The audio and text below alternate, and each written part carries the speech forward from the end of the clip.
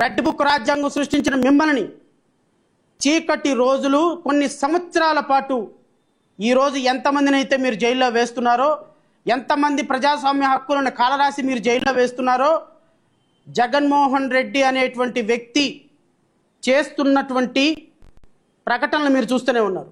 జగన్మోహన్ రెడ్డి గనక 2029లో గనక మాలాంటి వాళ్ళ ఆలోచనలను కలుపుకొని అధికారంలోకి వచ్చాడా, గుర్తుపెట్టుకో, 2029 తరువాత మీ జీవితంలో మొత్తం చీకటి రోజులే. నాకు తెలిసి నేను ఒక అడ్వైస్ చేస్తున్నా మీకు, 2029 వరకు మీరు ఏం చేయాలో చేసేసుకోండి. పవన్ కళ్యాణ్ గారు మీరు ఏం చేయాలో చేసేసుకోండి. చంద్రబాబు నాయుడు గారు 2029 వరకు మీరు ఏం చేయాలో చేసేసుకోండి. 2029 తరువాత అక్కడ ఈవీఎం మిషన్లో గనక జగన్మోహన్ రెడ్డికి లేకపోతే జడా శ్రావణ్ కుమార్కి మాలాంటి వాళ్ళకి గనక కౌంటింగ్ మిషన్స్లో గనక మ్యాండేట్ గనక స్టార్ట్ అయింది అంటే, మాలాంటి వాళ్ళకి ఒక్క ఎమ్మెల్యే వచ్చిన చాలు, మేమేమో అధికారం కోరుకొని అధికారం మొత్తం 100 సీట్లకు 100 సీట్లు వస్తాయని చెప్పే వ్యక్తిని కాదు. ఒక్క ఎమ్మెల్యే సీట్ వచ్చినా, జడా శ్రావణ్ కుమార్కి ఒక్క ఎమ్మెల్యే సీట్ వచ్చినా, జడా శ్రావణ్ కుమార్ అనే వ్యక్తి అయినా అసెంబ్లీలోకి వెళ్ళగలిగితే, రేపొద్దున ప్రధాన ప్రతిపక్షంలో ఉన్నటువంటి మీరు చేస్తున్నటువంటి దుర్మార్గకరమైన పరిపాలన వల్ల ఖచ్చితంగా ప్రజలు మళ్ళా ప్రతిపక్షానికి అధికారం ఇచ్చే అవకాశం స్పష్టంగా కనపడుతుంది. అలాంటి అధికారం వచ్చే భాగస్వామ్యం మేము కూడా కాబోతాం. అలాంటి భాగస్వామ్యంలో కనుక జగన్కి మ్యాండేట్ కనుక అక్కడ స్టార్ట్ అయింది అంటే, నా మాట విని హెలికాప్టర్లు కొనుక్కొని రెడీగా పెట్టుకోండి. ఏ క్షణమైనా సరే మ్యాండేట్ స్టార్ట్ అయినా ఒకళ్ళు పర్మనెంట్గా సింగపూరు, ఇంకొకళ్ళు పర్మనెంట్గా అమెరికా, ఇంకొకళ్ళు పర్మనెంట్గా స్విట్జర్లాండ్. ఎందుకంటే స్విట్జర్లాండ్ అంటే చాలా ఇష్టం అని పవన్ కళ్యాణ్ చెప్తుంటాడు. You better to purchase a house. 2029 తర్వాత ఈ దేశంలో, ఈ రాష్ట్రంలో మీ ఆనవాళ్ళు కనపడితే ఇంకా అది మీ కర్మ. ఆనవాళ్ళు కనపడితే అని నేనైతే అనుకోవటం లేదు. ఎందుకంటే ఒక రెడ్ బుక్ రాజ్యాంగాన్ని సృష్టించినటువంటి మీకు ఈ ప్రజాస్వామ్య దేశంలో బ్రతికే హక్కు అయితే లేదు. ఒక రెడ్ బుక్ రాజ్యాంగాన్ని సృష్టించి కనపడిన ప్రతి ప్రజాస్వామ్యవాదిని లోపలేస్తున్నటువంటి మీకు ఈ రాష్ట్రంలో ప్రజాస్వామ్యంలో బ్రతికేటువంటి హక్కు మీకు లేనే లేదు. మీరు ఉంటే జైల్లో అయినా ఉండాలి, లేదా దేశం విడిచైనా పారిపోవాలి. ఈ రెండిట్లో చాయిస్ ఈజ్ యువర్స్. మీరు ఇక్కడ ఉంటే మాత్రం నో డౌట్, ఆంధ్రప్రదేశ్ రాష్ట్రంలో మీరు ఉంటే మాత్రం నో డౌట్, నేను మళ్ళీ చెప్తున్నా, ఉంటే జైల్లో ఉంటాం, లేదా దేశం విడిచి పారిపోవటం. ఈ 4 సంవత్సరాలు మీరు ఏం చేస్తారో చేయండి, మీ ఇష్టం. పవన్ కళ్యాణ్, చంద్రబాబు నాయుడు, నారా లోకేష్ మీరు ఏం చేస్తారో చేయండి. తెలుగుదేశం కూటమి నాయకులు మీరు ఏం చేస్తారో చేయండి. బికాస్ మీకుంది 4 ఇయర్సే. ఈ 4 ఇయర్స్ తర్వాత democracy will restore. Once democracy restore అయింది అంటే రాచరికం నిలబడదు సార్. ప్రజాస్వామ్యం రిస్టోర్ అయింది అంటే ఇక రాచరికం, రాజులు లేరు, రెడ్ బుక్ రాజ్యాంగాలు లేవు, మొత్తం గ్రీన్ బుక్ రాజ్యాంగమే, ప్రజాస్వామ్య రాజ్యాంగమే. మీరు తెల్ల చొక్కా వేసుకొని నీతి వాక్యాలు చెప్పి ప్రజలని పక్కకొచ్చి రెడ్ బుక్ రాజ్యాంగంతో మేము లోపలేసేస్తాం, పొడిచేస్తాం, కుసిరేస్తాం, నలిపేస్తాం, చిదిమేస్తామంటే కుదరదు. సో భవిష్యత్తు మీకు 4 సంవత్సరాలు ఇచ్చింది. 1 ఇయర్ అయిపోయింది అదృష్టం కొద్దీ. మీరు ఎంతమంది ప్రైమా ఫేసి లోపల వేసుకున్న వాళ్ళు వేసుకున్నారు. బట్ ఇంకో 4 ఇయర్స్ ఉంది. ఈ 4 ఇయర్స్లో మీ కోరికలన్నీ తీర్చేసుకోండి. 4 ఇయర్స్ తర్వాత ప్రజాస్వామ్యం మళ్ళీ రిస్టోర్ అవుతుంది, గుర్తుపెట్టుకోండి. ప్రజాస్వామ్యం రిస్టోర్ అయిన రోజున రాచరికానికి చీకటి రోజులు వస్తాయి. మీరు ప్రజలకు ఇచ్చినటువంటి హామీలని మీరు తొంగలో తొక్కేసేసి ఈరోజు దుర్మార్గకరమైనటువంటి పరిపాలనలో ఒక హాస్యాస్పదమైనటువంటి నవ్వులు నవ్వుకుంటూ మీరు పరిపాలన చేస్తున్నారు అంటే, అసలు మీరు రాజకీయ నాయకులుగా ప్రజలకు ఇచ్చినటువంటి హామీలను నిలబెట్టుకోలేనప్పుడు మిమ్మల్ని ఏ పేరుతో పిలవాలి? చాలా సీరియస్గా, చాలా స్పష్టంగా, చాలా సూటిగా జయభీమరావు భారత్ పార్టీ ప్రశ్నిస్తుంది. కూటమి ప్రభుత్వం ఖచ్చితంగా ప్రజలకు ఇచ్చినటువంటి హామీలను అమలు చేసి తీరాలి. అండ్ యువతకి 20 లక్షల ఉద్యోగాలు, నెలకి 3,000 రూపాయల నిరుద్యోగ వృత్తి. నేను ఈ విషయంలో కూడా ఇప్పుడున్నటువంటి మంత్రి ఎవరైతే ఉన్నారో నారా లోకేష్ యొక్క వీడియో ఒకసారి చూపించిన తర్వాత నేను మళ్ళీ దాని మీదకి వస్తాను.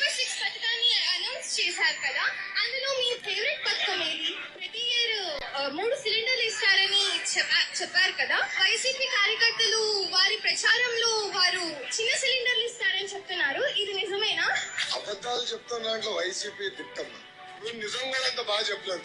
నాకు ప్రధానంగా నచ్చిన హామీ, మొదటి హామీ 5 సంవత్సరాలు 20 లక్షల ఉద్యోగాలు కల్పిస్తాను. 20 లక్షల ఉద్యోగాలు కల్పించగలిగితే ఆంధ్ర రాష్ట్ర ఎకానమీ 2 times గ్రో అవుతుంది. అభివృద్ధి నుంచి వచ్చే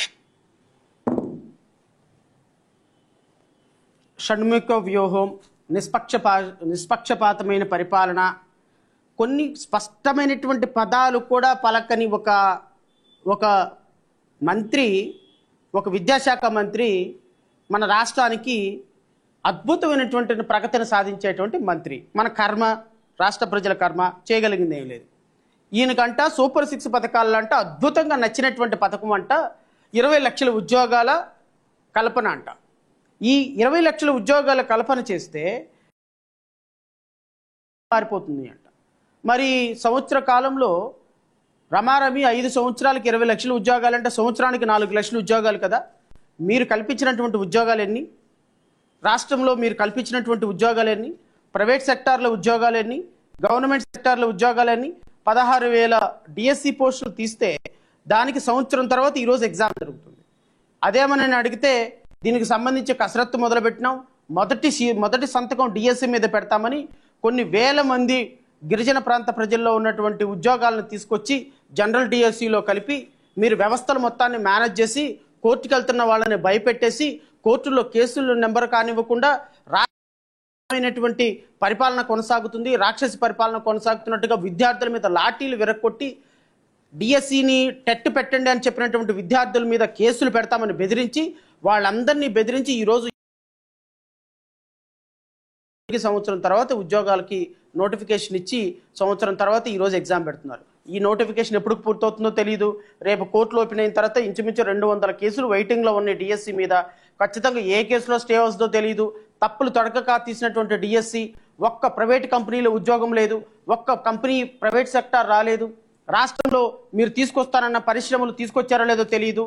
నేను మీ ద్వారా రాష్ట్ర మంత్రుల్ని, రాష్ట్ర మంత్రివర్గాన్ని అడుగుతున్నా. జయభీమరావు భారత్ పార్టీ నుంచి చాలా సూటిగా స్పష్టంగా ప్రశ్నిస్తున్నాం.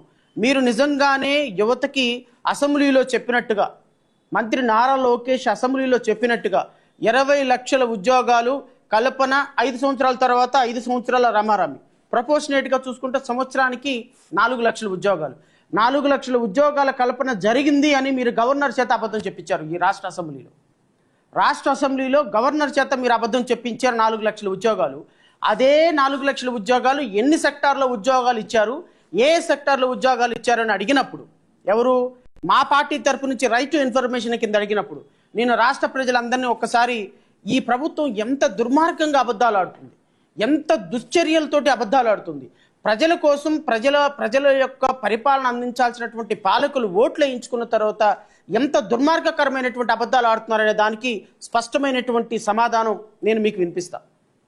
మేము జయభీమరావు భారత్ పార్టీ 24/4/2025 అంటే ఏప్రిల్ నెల వరకు కూడా ఈ రాష్ట్రంలో how many private jobs have been provided to the unemployed in the Andhra Pradesh from 11/6/2024 to 25/2/2025 అంటే మార్చి నెల వరకు కూడా మీరు గత నెల 11వ తారీఖు జూన్ నుంచి మొన్న మార్చి వరకు కూడా ఎన్ని ఉద్యోగాల కల్పన ఆంధ్రప్రదేశ్ రాష్ట్రంలో ప్రైవేట్ కంపెనీల్లో జరిగింది అంటే, ఆంధ్రప్రదేశ్ రాష్ట్ర ఫైనాన్స్ డిపార్ట్మెంట్ మేము వేసింది ప్రిన్సిపల్ సెక్రటరీ దగ్గర నుంచి ఇది public information officer, assistant secretary to government, general administration